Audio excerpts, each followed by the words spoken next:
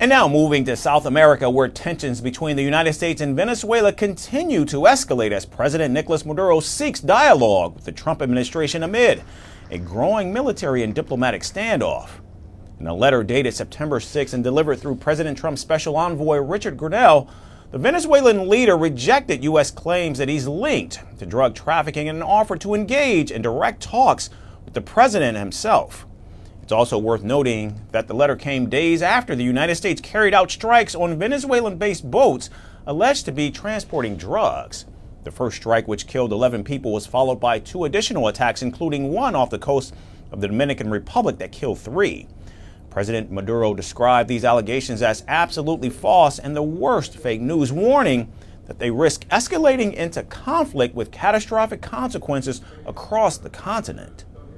President, I hope that together we can defeat the falsehoods that have sullied our relationship, which must be historic and peaceful. These and other issues will always be open for a direct and frank conversation with your special envoy to overcome media noise and fake news. President Maduro further stressed that Venezuela is a drug-free country, noting that only 5% of the drugs produced in neighboring Colombia cross into Venezuelan territory. He highlighted that Venezuelan authorities had neutralized and destroyed more than 70% of the small fraction this year. He even insisted that Venezuela's anti-drug record was impeccable and recognized by international institutions. A very relevant fact is that this year, we have already neutralized and destroyed more than 70% of that small percentage that attempts to cross that extensive border, more than 2,200 kilometers long, that we share with Colombia. Still, U.S. military presence in the southern Caribbean continues to inflame the situation. 8 warships, a nuclear submarine, and 10 fighter jets have been deployed near Venezuela, while President Trump himself announced the latest strike against alleged drug traffickers. Well, I would say this right away. Stop sending Tren de Aragua into the United States. Stop sending drugs into the United States. We knocked off actually 3 boats, not 2, but you saw 2. But I would say to them very strongly, stop sending people from your prisons into our country. They're sending their prisoners. They've done that already. In referring back to the letter, President Nicolas Maduro addressed other contentious issues in the U.S.-Venezuelan relations. He refuted reports that Venezuela refused to accept deported migrants, stressing that twice-weekly flights continued without interruption.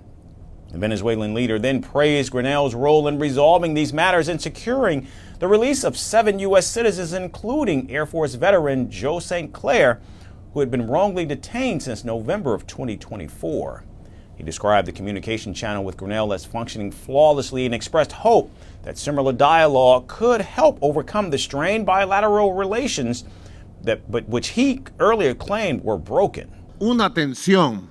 I described communications with the United States as existing on 2 channels and being damaged at the time. And today I can announce that communications with the U.S. government are broken by them with the threats of bombs, death, and blackmail.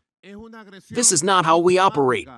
With threats and coercion, there will never be anything, and they know it. Y Venezuela está. Now, despite President Maduro's outreach, the Trump administration's approach appears divided. Secretary of State Marco Rubio and Secretary of Defense Pete Hegseth have advocated for pressure and military action, while Grenell and others have pushed for diplomacy. President Trump, for his part, has neither confirmed nor denied receiving the letter, stating, quote, "We'll see what happens with Venezuela," end quote. With both countries entrenched in their positions and the Caribbean now facing a tense standoff, which could escalate further, Venezuela calls for dialogue. The U.S. continues to maintain pressure, and the world watches closely, raising further questions on whether diplomacy can prevail or if a confrontation is looming just beyond the horizon. Firstpost now available in 9 languages on YouTube. English, $36 trillion. French, Le FMI, comme German, Geschäftsführenden Direktor, Hindi, $30 trillion kakarjo. Indonesian, Pemerintah tanpa pemeriksaan. Italian, Sekali radikali. Japanese, 4 兆ドル以上も Portuguese, por causa do próprio balanço patrimonial. Spanish. Beautiful bill. Go to Settings, click on Audio Track and select the language of your choice. Be the first to know what's happening around you in your first language. Firstpost.